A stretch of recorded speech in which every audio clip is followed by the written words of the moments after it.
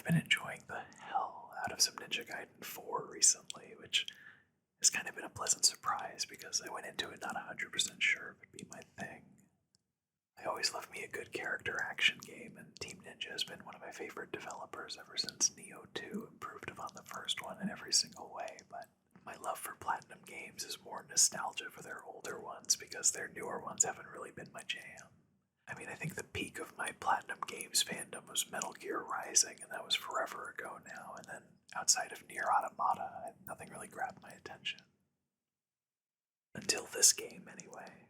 In tried and true Platinum Games fashion, it starts with an extended sequence that just throws you into gameplay immediately with quick tutorial windows telling you the basics. It's very cinematic, with the credits appearing on the left and the right too, but eventually it's this point where it's just funny the way the game is like, you can do this now, you can do this now, you can do this now, here's base form, blood raven form, ultimate techniques, wall running, wall jumping. Like right here on the screen right now, just look at that, where he's jumping back and forth between the walls like it's Sonic Spinball. And yeah, Yakumo. As far as protagonists go, this guy is fast approaching Haseo from .hack GU levels of edge, and I kind of love it. I feel like that would be a criticism from the younger me, but current me, I'm all about it. Personally, the gameplay is what I was most interested in anyway with this game, so bring on the fun, tongue-in-cheek, cheesy ninja story, and I will absolutely be invested until you let me go back to delimbing all these enemies. I mean, it's campy, right? And camp is always fun. And since we're talking about the beginning of the game in camp, why don't we also talk about Sayori, who is currently, as we speak, breasting boobily across the screen. This character design is something I'm kind of two minds about, because on one hand, my gut reactions to character designs like this is usually kind of like, okay, kind of gratuitous, probably wouldn't be my choice if I woke up tomorrow as a Team Ninja character designer, but then there's this other part of my brain that's just like, hell yeah, queen, the fit is on point, you show those things off. Also, I'm very sorry about your back. I feel like the aesthetic of the game is pretty interestingly old school as well.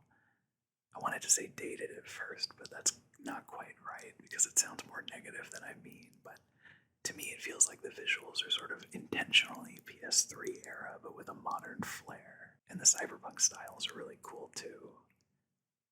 And I mean, I don't know how much I'm just seeing things that aren't really there, but because I'm not that familiar with Ninja Gaiden as a series, but my impression with this game is that it's kind of a surprise sequel to Ninja Gaiden 3, which came out a long time ago, kind of like a DMC5 situation, but that's just my outsider's perspective, so if you're a Ninja Gaiden expert, I'd be curious to hear your take on that. But I love it when fans of more niche series get to return to them like this. Holy moly, the soundtrack is so good too. That Mission Terminal song with the funky guitar solo over those dulcet, smooth harmonics. And with a trap beat underneath it all, I am transported whenever this song comes on. Actually, at the risk of outing myself as a hopeless layabout, I can't help but also recommend playing this game while stoned if you like to partake in the good kush. It's just so flashy and has a decent level of challenge too, so it's a sort of a good balance between appreciating the visuals but also needing to pay attention. I picked hard just for the hell of it, and I'm really liking the feeling of getting better as the game keeps going on in this difficulty. In fact, there was a very memorable moment of combat for me where, well, I don't want to say it clicked because it was less than an hour into the game and it was before I'd even done a single Uzuna drop, but it was this encounter on the screen now, about an hour or so into it. Up until this point, I'd scraped by without having to pay attention to enemy attacks too much, but this fight kept giving me the business during the same portion of the fight over and over and over again.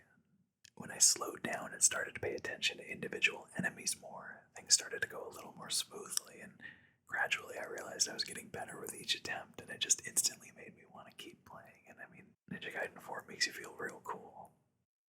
I'm still not done with the game yet as of uploading this video, but it's had multiple moments like this for me, and it's just a really satisfying combat system and a good time overall. Once I roll credits on this one, I think I might have to check out that remaster of the first three. I think that came out a little bit ago. Well, I usually say things come out a little bit ago, and then I look it up and was just a couple years ago, a remaster. Thanks for listening to me word vomit for a little bit about Ninja Gaiden 4. I hope you're doing well, and I'll see you in the next one. Bye for now.